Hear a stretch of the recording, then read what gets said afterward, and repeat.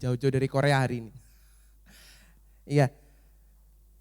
Firman Tuhan yang akan saya sampaikan pagi hari ini enggak panjang, benar-benar tidak akan panjang. Saya sudah mempersiapkan 4-5 hari sampai saya pusing, saya tetap tidak menemukan untuk bisa memperpanjang apa yang menjadi khotbah saya pagi hari ini. Saya akan menyampaikan beberapa hal dan ini simple saja.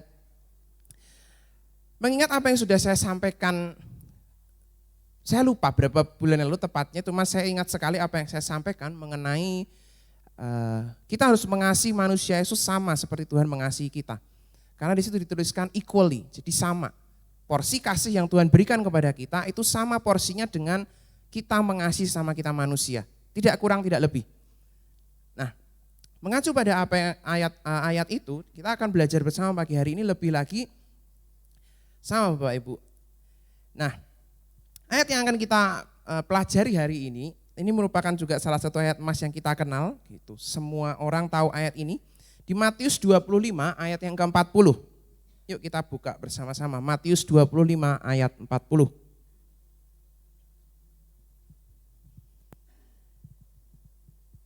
Ya.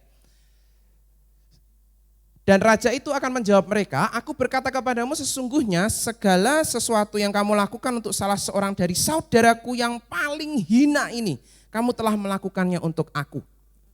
Nah, sebelum saya mulai mengupas tentang ayat dan beberapa pasal sebelumnya saudaraku, saya ingin mereview sedikit apa yang sudah disampaikan Bapak Gembala dan Ko David di tahun ini, di bulan Januari tentunya awal tahun ini. Saya bisa menemukan beberapa koneksi dari apa yang sudah disampaikan oleh Bapak Gembala dan Ko David. Bapak Gembala menyampaikan tentang roti besar tentunya, dan itu pasti. Dan itu juga menjadi fokus kita tahun ini. Dan kemudian Ko David menyampaikan tentang korban. Apa hubungannya? Enggak ada hubungannya. Tapi setelah saya mulai telisik, saya mulai berpikir, ada satu kata-kata yang saya ambil di situ. Kenapa Ko David menyampaikan itu? Tadi saya sempat lupa kata-kata, terus saya tanya di belakang itu. Sesuatu yang penting diawali dengan kata penting itu berarti memiliki esensi, memiliki dasar yang kuat. Kenapa itu dikatakan penting? Berarti sungguh-sungguh harus dilakukan. Itu sungguh-sungguh sesuatu yang benar-benar harus kita pegang. Itu kenapa dinamakan penting. Tapi Ko David ngomong waktu itu tentang korban. Korban itu penting. Tapi orang mengentengkannya akhirnya dengan ngomong yang penting berkorban. Yang penting kita mandi. Yang penting kita makan. Jadi pentingnya itu kata-katanya itu derajatnya itu turun sekali pada level yang terendah saudaraku. Sampai-sampai itu jadi gak penting buat kita. Gak usah dilakukan, gak masalah. Padahal itu sangat-sangat bermasalah tidak kita lakukan. Gitu. Dan itu yang akan kita kupas pagi hari ini. Bahwa esensi penting itu sudah sangat hilang sampai kita lupa bahwa tidak melakukan ini, it's very crucial. Itu sangat-sangat ngefek Bapak Ibu. Saudara sekalian buat hidup kita. Nah apa itu? Kita akan buka bersama-sama dengan sebuah riset yang saya dapatkan. Gitu. Saya baca riset ini ditulis oleh kompas.co.id. Tentunya berarti data dari riset ini tidak mungkin data abal-abal dong. Kompas yang upload gitu. Satu istilahnya media yang mega, yang besar di Indonesia yang kita kenal gitu. Dia menuliskan seperti ini, 38% Bapak Ibu Saudara sekalian, orang di muka bumi ini itu bisa bekerja secara maksimal jika mengetahui kehidupan spiritualnya itu normal. 38% dari banyak faktor lainnya loh, ini faktor terbesar. Jadi orang kalau bisa mengenali kehidupan spiritualnya secara sehat dan baik, kerjaannya itu semua lancar. Katakanlah ngomongnya begitu. Itu riset loh, berarti itu di data, dikumpulkan datanya dari berbagai ribu orang, ditanya kuesioner, secara psikologis akhirnya itu diambil menjadi sebuah data penelitian yang valid dan diakui secara internasional.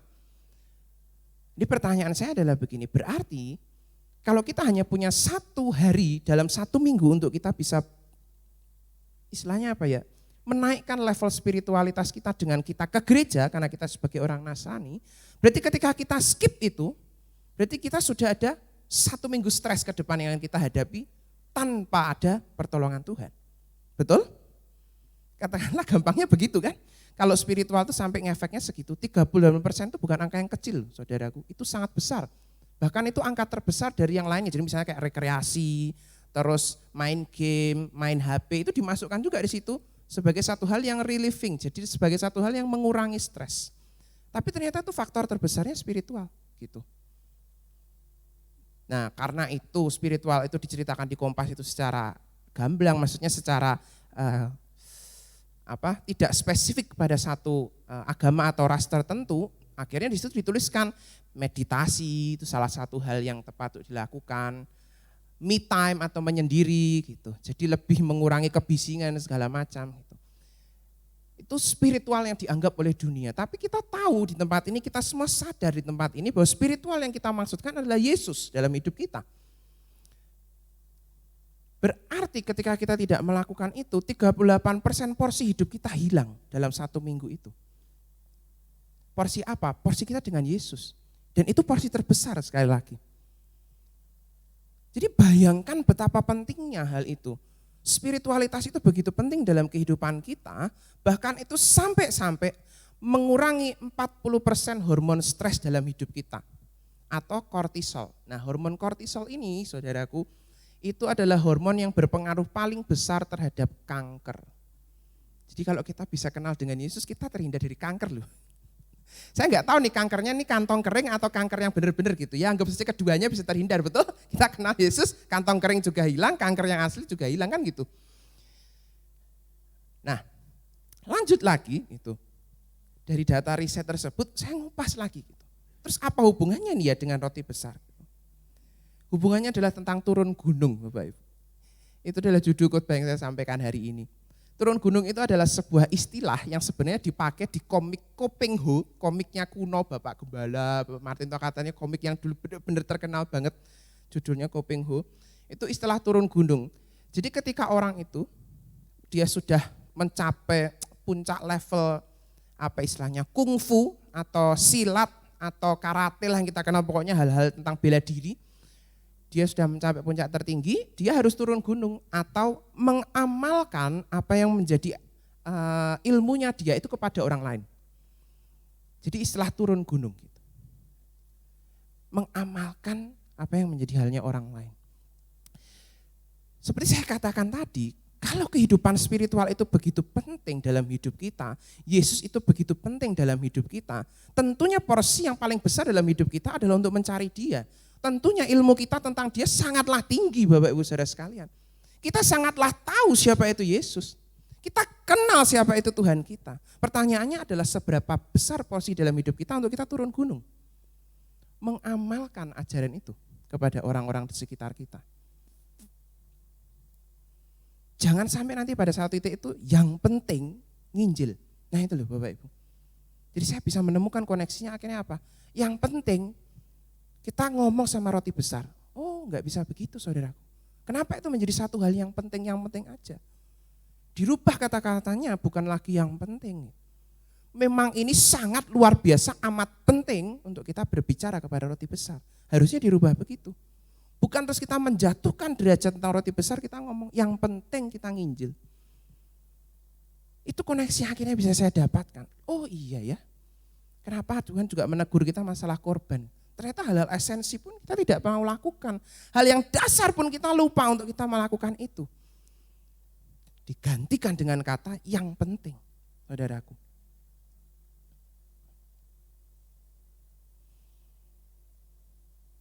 Nah, sebelum saya lanjut, Bapak Ibu Saudara sekalian, Matius, dia tentunya sudah tanpa diragukan lagi merupakan salah satu orang yang luar biasa, yang namanya dimasukkan menjadi salah satu kitab Injil. Nah, tapi kalau kita mau mencermati, di pasal sebelum pasal 25 ini, gitu, pasal 24, pasal 23, itu, dan pasal 26, kalau kita bisa melihat pasal 26 dan selanjutnya itu menceritakan bahwa Yesus nanti akan disalibkan. Dan kitab-kitab Injil lainnya pun juga menceritakan hal itu. Yesus disalibkan. Tapi yang unik dari kitab Matius ini adalah pasal 21 sampai 25, pasal 21 sampai 25 itu berisi banyak nasihat dan teguran dari Yesus. Entah itu dalam bentuk perumpamaan, entah itu dalam bentuk sindiran, entah itu Yesus marah, entah itu Yesus bercakap-cakap, tapi isinya itu intinya banyak aja teguran, nasihat-nasihat gitu. Nah tapi yang unik adalah di pasal 24-25 itu banyak sekali ayat emas yang kita kenal, saudaraku. Nah Salah satunya, mana catatan saya? Di pasal 24.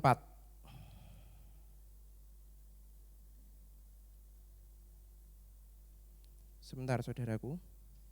Nah ini, Matius 24 ayat yang ke-35. Iya, bisa dibukakan.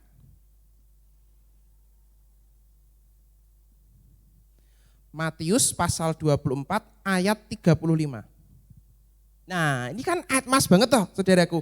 Kita tahu ya pasti ayat ini kan. Langit dan bumi akan berlalu, tetapi perkataanku tidak akan berlalu. Ini saking terkenal sampai di print di roti hosti itu. Bapak Ibu Saudara sekalian, atau di kartu Natal akhir tahun. Wah, jadikan ini ayat pegangan, ayat emas. Bapak Ibu tahu nggak letak kesalahan terbesar Bapak Ibu Saudara ketika menerima ayat ini?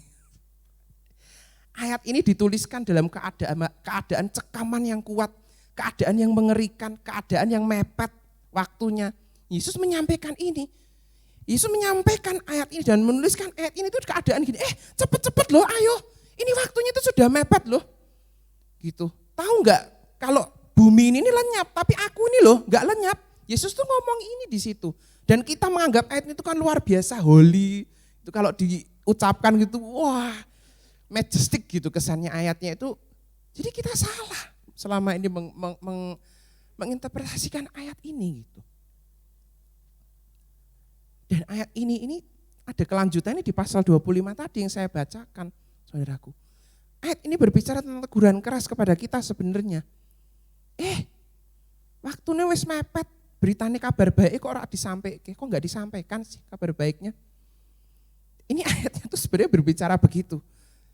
Tapi ini menjadi satu hal dan satu ayat yang sekarang ini bijaksana sekali sampai pada satu titik kita lupa lagi konteksnya itu seperti itu berbicaranya.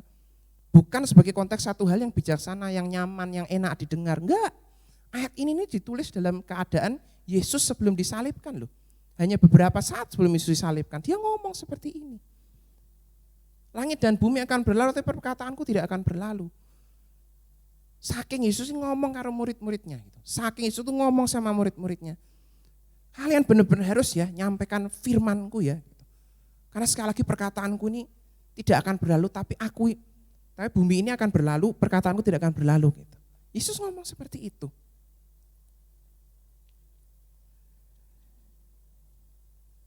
Nah kalau kita kembali lagi ke kata saya tadi tentang spiritualitas dan turun gunung saudaraku. Apa terus turun gunungnya tuh ngapain? Mengamalkan apa? Ya ini tuh mengamalkan ajaran-ajaran dari bos besar kan gitu. Yesus nulis apa di sini? Yesus ngomong apa di sini?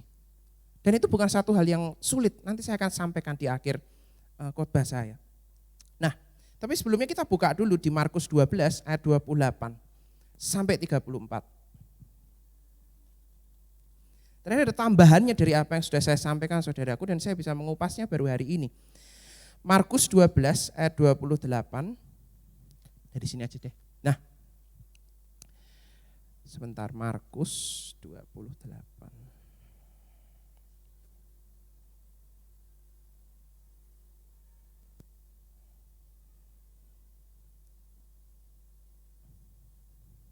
Nah, saya akan bacakan buat Bapak-Ibu Saudara sekalian. Lalu seorang ahli Taurat yang mendengar Yesus dan orang-orang Saduki bersoal jawab dan tahu bahwa Yesus memberi jawab yang tepat kepada orang-orang itu, datang kepadanya dan bertanya, hukum manakah yang paling utama? Jawab Yesus, hukum yang terutama ialah, ini jawab Yesus loh. Saudara sekalian, jadi Yesus yang ngomong nih, hukum yang terutama ialah, dengarlah hai orang Israel, Tuhan Allah kita, Tuhan itu esa. Amin. Amin, Tuhan itu esa. Kasihlah Tuhan Allahmu dengan segenap hatimu dan dengan segenap jiwamu dan dengan segenap akal budimu dan dengan segenap kekuatanmu. Kita sudah tahu semua ini pasti ya. Hukum yang kedua ialah kasihlah sama manusia seperti dirimu sendiri. Tidak ada hukum lain yang lebih utama daripada kedua hukum ini. Ini saya sudah pernah sampaikan. Nah lanjutannya ini, tapi ternyata ada lanjutannya. Lalu kata ahli Taurat itu kepada Yesus, tepat sekali guru, benar katamu itu bahwa dia esa dan bahwa tidak ada yang lain kecuali dia. memang mengasihi dia segenap hati dan dengan segenap pengertian dan dengan segenap kekuatan dan juga mengasihi sama manusia seperti diri sendiri adalah jauh lebih utama daripada semua korban bakaran dan korban sembelihan. Yesus melihat bagaimana bijaksananya jawab orang itu dan ia berkata kepadanya, ini yang penting, engkau tidak jauh dari kerajaan surga. Sekali lagi, engkau tidak jauh dari kerajaan surga dan seorang pun tidak berani lagi menanyakan sesuatu kepada Yesus. Ingat Bapak Ibu apa yang saya sampaikan dari bahasa aslinya saya kupas waktu dulu, equally, sama bobotnya. Berarti bisa saya sampaikan kalau kita ini benar-benar mengasihi sesama manusia kita, berarti kita tidak jauh dari kerajaan surga. Sesimpel itu, iya firman hari ini cuma menegur kita pada hal itu. Gampang kan Bapak Ibu Saudara sekalian? Gimana sih caranya kita mau kenal Yesus? Nginjil loh, titik. Kita akan kenal siapa itu Yesus. Dan kita akan dekat sekali dengan kerajaan surga. Karena itu firman Tuhan ngomong seperti itu. Tidak ada hukum lain yang lebih utama daripada kedua hukum ini. Tidak ada hukum lain loh Bapak Ibu Saudara sekalian. Berarti Allah pun ngomong di perjanjian lama bahwa pergilah.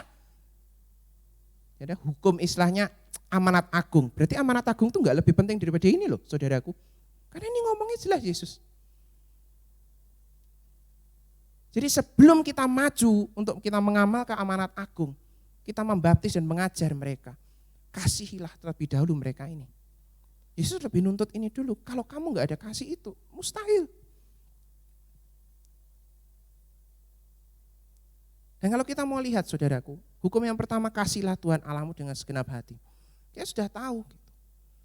Kalau kita melakukan kedua hukum ini, yang kedua kita mengasihi sesama kita, kita dekat dengan kerajaan Allah.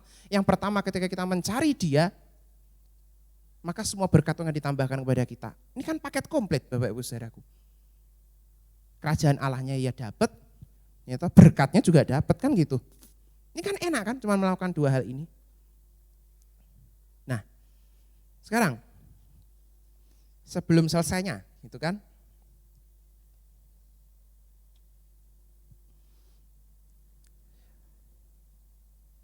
Kadang-kadang kita itu bingung gitu. Saya sendiri juga bingung. Roti porsi yang kecil, otomatis kalau dia berbuat banyak kita kan nggak mungkin kenyang ya, gitu. Karena saya sini merasakan begini.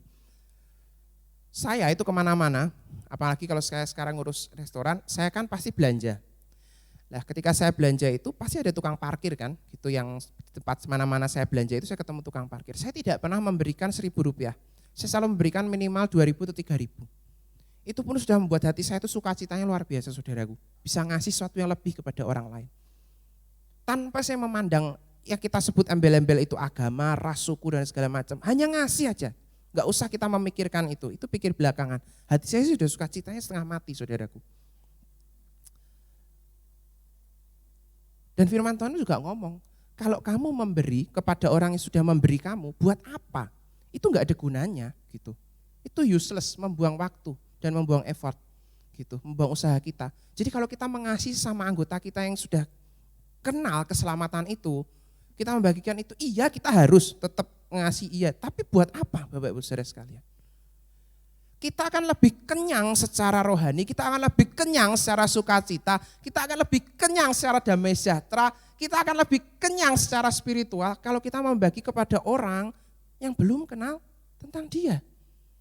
Itu saya hanya baru ngasih 2.000 lebih loh daripada harga 1.000 yang dikasih. Apalagi kalau benar-benar saya bisa berbagi, luar biasa sukacitanya. Saya ngalami juga, saya ceritakan saudaraku. Bapak Ibu saudara sekalian seperti yang kita ketahui Bapak Gembala sudah berkhotbah mengenai tanamannya, fotonya juga dipampangkan namanya kabel busi itu kan. Ada satu anak yang saya sedang juga dekati lewat itu. Saya kenal anak ini itu dulu kerja di printing Salatiga itu Wanabi itu loh saudara, Bapak Ibu saudara sekalian. Tuh. Nah si anak ini gitu, saya kenal ternyata dia juga suka tanaman hias gitu. Nah, jadi saya ceritalah kalau saya itu juga punya tanaman ini, coba dong kamu pasarkan, mau gitu, saya antarkan banyak tanaman ke rumah dia. Sejak itu hubungan kami begitu dekat, cerita 1-2 hal, hingga banyak hal. Jadi bertumbuhlah istilahnya persahabatan kami. Dari situ saya mulai cerita, Bapak Saudara sekalian. Dan anehnya, tidak pernah sedikit pun percakapan atau perdebatan kita itu mengarah kepada pembahasan tentang itu. Sedikit pun enggak pernah, Bapak Saudara sekalian. Tapi seiringnya bertambah waktu, gitu saya kenal dia, tiba-tiba dia mulai bertanya dengan sendirinya, tanpa saya minta, Bapak Saudara sekalian. Buat saya itu hal simpel loh, gitu. Dan bisa enggak? Bisa.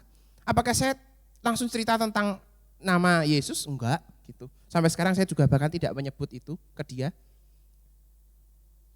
Dan dia banyak tanya enggak tentang itu? Banyak sekali, saudaraku. Dan di situ saya mulai ngucap syukur, untungnya saya itu kuliah. Coba kalau enggak tuh ditanya itu AIEO saya enggak bisa jawab Bapak Ibu.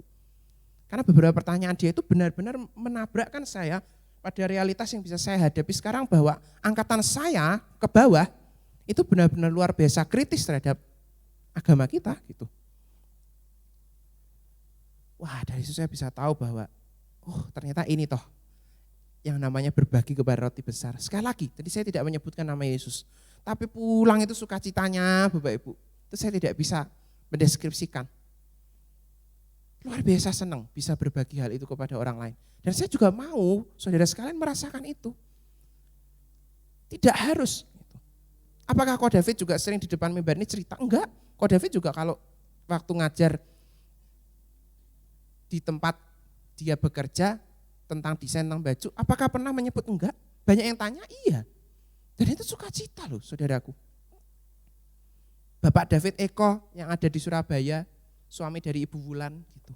Apakah ketika siapa Mismul namanya anaknya kecil?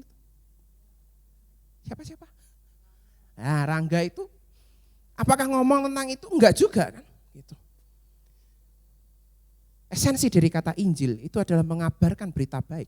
Sekali lagi esensi, yang penting tadi loh saudara. Saya tidak pernah sedikit pun terbersit dalam pikiran saya waktu itu untuk membicarakan itu. Karena apa? Tentu saja Bapak Ibu, wong saat itu juga intinya kan jualan tandeman, ya saya pikirannya cuan gitu. Cari uang kan Bapak Ibu enggak mikir lagi hal itu. Itu pokoknya kan kabel businya laku, tanamannya laku. Saya mikirnya kan begitu. Tapi Tuhan mempunyai cara lain. Gitu. Bahkan sampai pada saat itu sekarang kami hampir berdebat setiap hari secara baik dalam tanda kutip. Menemukan banyak dalil mana yang benar, mana yang tidak. Gitu. Dan saya menjawab sejauh pemikiran saya, kalau enggak tahu saya cepat-cepat WA ke dosen saya gitu, tanya gitu. Pak ini gimana nih Pak kalau ditanya begini gitu. Tapi ternyata itu enggak sesulit dan semengerikan yang saya bayangkan gitu Bapak Ibu. Saya selama ini membayangkan benar-benar kalau melakukan itu tuh sulit gitu. Ternyata gampang kayak gitu loh saudaraku. Itu satu contoh yang mudah sekali gitu. Seperti saya juga ceritakan, saya punya satu rekan kuliah saya. Itu juga seorang guru dan dia juga seorang Nasrani, tapi dia mengajar di tengah-tengah banyak rekan-rekan non gitu. Jadi roti besar, dia selalu menyelipkan pesan-pesan perkataan itu, pesan-pesan tentang firman Allah itu dalam satu cari kertas. Dan setelah setiap ujian sekolah, dia bagikan satu persatu ke muridnya. Dan dia cerita bahwa respon dari orang tua dan anaknya itu sungguh luar biasa. Benar-benar sampai mereka ngomong bahwa itu benar-benar membantu kepercayaan diri mereka dalam ujian. Dan ayat-ayat itu ternyata dari firman Tuhan. Gitu. Bisa enggak? Bisa Bapak Ibu Saudara sekalian, kita lakukan hal itu. Itu memberitakan kabar yang baik. Karena apa Bapak Ibu Saudara sekalian? Saya tutup karena sudah selesai, jadi jangan menyampaikan lebih. Karena Bapak Ibu Saudara sekalian, kita ini manusia dan kita terbatas. Dengan cara sekuat apapun Bapak Ibu Saudara sekalian yang kita lakukan, kita tidak akan pernah bisa, tidak akan mungkin. Satu hal yang mustahil bagi kita untuk merubah hati seseorang. Itu sudah di luar jangkauan kita sebagai manusia. Jadi itu sudah pasti murni bagiannya Roh Kudus. Bagian kita hanya mengabarkan berita baik itu. Ibu Gembala hari-hari ini sama Pak Hadi itu sama Bunda Hesti itu sedang MLM. Barang dari produk namanya MGI, salah satunya saya pakai ini kacamata. Saya enggak promo Bapak Ibu. Saya ingin mencontohkan aja gitu bahwa Kalau kita merasakan benefit hasil dari produk tersebut, kita pasti beli seberapapun mahal itu. Karena kita ngerasakan itu. Buat mereka itu merasakan bahwa Allah itu sungguh luar biasa dalam hidup mereka. Tanpa kita harus mengatakan bahwa itu Yesus. Mereka akan dengan sendirinya menanyakan hal itu. Dan itu yang saya alami dengan rekan saya tanaman itu. Hari-hari itu dia sedang, banyak sekali masalah yang dihadapin gitu. Tiba-tiba motornya itu rusak, itu ketabrakan, istrinya lahiran, ternyata anaknya itu patah tulang sewaktu dalam rahim. Terus waktu keluar, masalahnya banyak. Di saat itulah saya menyediakan waktu dan saya berbagi banyak hal tentang firman Allah ke dalam hidup dia. Saya memperkenalkan produk itu, benefitnya ini loh gitu. Tanpa saya perlu cerita tentang Yesus, dia tertarik dengan sendirinya. Dia bertanya-tanya, Bapak Ibu Saudara sekalian. Paling tidak seorang Yehuda ini ketika nanti mati di hadapan Tuhan, saya bisa bertanggungjawabkan, Tuhan seumur hidup saya enggak pernah nginjil, baru satu orang ini Tuhan. Tapi dia sudah mau kenal Engkau. Paling enggak gitu Bapak Ibu Saudara sekalian. Itu yang bisa saya sampaikan. Apa koneksinya gitu. Sekali lagi roti besar itu awal tahun ini Bapak Gembala sudah benar-benar ngomong itu bahwa itu menjadi fokus kita. Kita adalah gereja misi Bapak Ibu Saudara sekalian. Otomatis porsi besar khotbah kita harusnya ke sana. Dan action kita porsi besar kita ke sana harusnya di departemen misi. Supaya kita benar-benar bisa tahu bahwa kabar baik, berita yang hari-hari kita rasakan, itu juga harusnya mereka rasakan. Amin Bapak Ibu Saudara sekalian. Iya. Dan satu hal juga yang lebih penting, jangan ngomong yang penting Bapak Ibu. Karena kita benar-benar ngenteng ke itu. Ini luar biasa penting. Sekali lagi, itu yang Tuhan minta. Gitu. Dua hukum yang terutama yang tertulis dalam Alkitab, ternyata itu berhubungan dengan berkat dan keselamatan kita. Gitu. Jadi ya kita lakukan yuk dengan segenap hati hari-hari ini. Dan itu ternyata enggak susah kok. Bisa disambi bahkan dalam kita kerja yang kita lakukan. Share about Jesus. Oke? Saya lagi firman Tuhan yang sampaikan tidak panjang, tapi ini benar-benar menegur kita, menegur saya bahkan untuk saya benar-benar bisa melihat bahwa ternyata apa yang saya hari-hari ini lakukan itu belum cukup, jadi sehingga saya harus mengejar itu lebih lagi. Yuk kita berdoa Bapak Ibu Saudara sekalian. Kami ucap syukur Tuhan buat pagi hari ini, buat firman-Mu yang singkat Tuhan, tapi kami tahu bahwa apa yang telah Engkau sampaikan di tengah-tengah kami benar-benar akan dengan penuh semangat untuk melakukannya. Karena kami tahu Tuhan bahwa kami tidak akan kenyang jika kami memperebutkan satu roti yang kecil. Tapi ketika kami memperebutkan satu roti yang besar, maka kami akan kenyang Tuhan. Maka roh kami tidak akan lagi haus dan kami penuh dengan sukacita. Karena kami benar-benar mengabarkan akan kebenaran firman-Mu. Terima kasih Tuhan, terima kasih sekali lagi buat kesempatan di pagi hari ini. Buat firman-Mu, biarlah itu bertumbuh dalam hati kami.